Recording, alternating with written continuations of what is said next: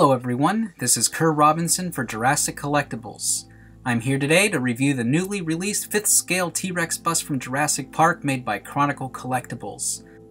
Now this is a sold out item, so if you missed your chance on pre-ordering, you might have to get in touch with Chronicle to see if there's a chance you can get on a wait list and see if there's a cancellation. Let's jump right in and start by taking a look at the box art.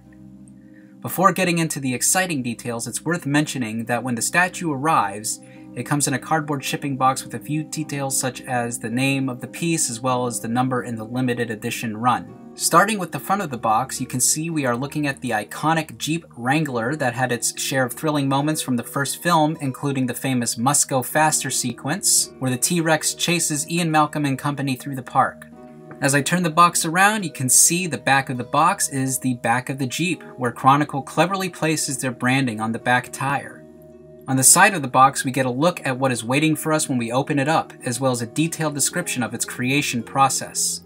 I absolutely love the added touch of including a shot of the statue reflected in the rearview mirror just like we see in the film. This is definitely an inspired piece of artwork created by Bob Lindenmeyer, who does all of Chronicle Collectibles box art. So here's the statue out of the box as well as its protective styrofoam. I honestly needed to take a few moments to really gather my thoughts on this because I was just grinning for about 5 minutes because I have been waiting for something like this for a very long time. Last year I was really excited when I received the Breakout T-Rex, but my excitement level for this piece is even greater.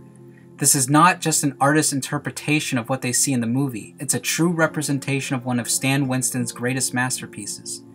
Meaning no disrespect to the artists who make recreations, but there's just something about this being a descendant of an actual Stan Winston piece that makes this that much more special to me.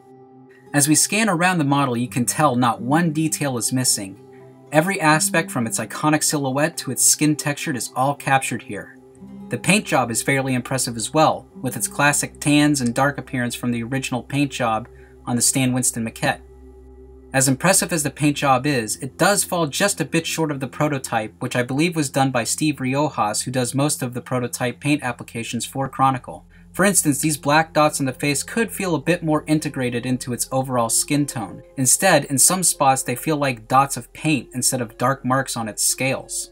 This is a small issue for me though, because otherwise the paint is pretty impressive. There are two colors present in the eye, yellow and a black dot for the pupil. There's a strong light reflection which gives it that wet appearance. I would have liked to see a bit more color variation here to provide a bit more depth to the look, but to be fair, it's a very small surface area to attempt such strong, intricate details.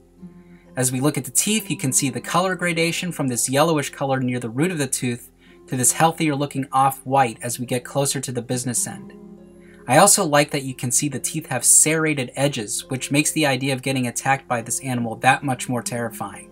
The base of the statue is in the shape of the iconic Jurassic Park logo. There are cracks and gouges running through it, which gives the base that added bit of aesthetic appeal. The Jurassic Park type is embossed from the surface, giving that tactile feel if you were to run your fingers across it. However, I would not suggest making a habit of doing that, since you obviously would not want to potentially tarnish the surface. The back of the statue, you can see 2 holes for wall mounting, as well as the hand numbering.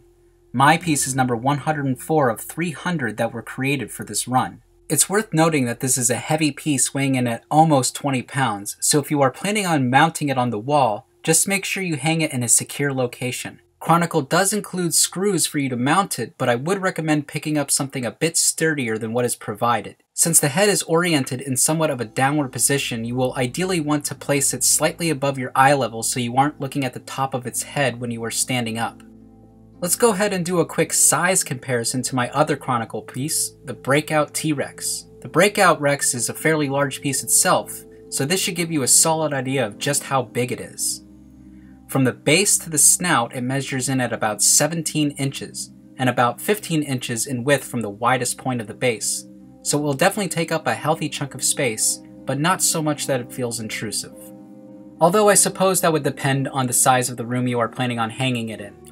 Alright guys, so there you have it, the 5th scale Jurassic Park T-Rex bust from Chronicle Collectibles. This is certainly a value piece in my relatively small collection, but it's going to make a great centerpiece. To all the talented people at Chronicle Collectibles who made this piece happen, thank you for putting so much time and care into these pieces. If you are new to Chronicle Collectibles, make sure you visit them at their website at chroniclecollectibles.com because they are coming out with some other exciting Jurassic Park and Jurassic World statues. And once again, this has been Kerr Robinson for Jurassic Collectibles. Thank you for watching. Have a great day and happy collecting!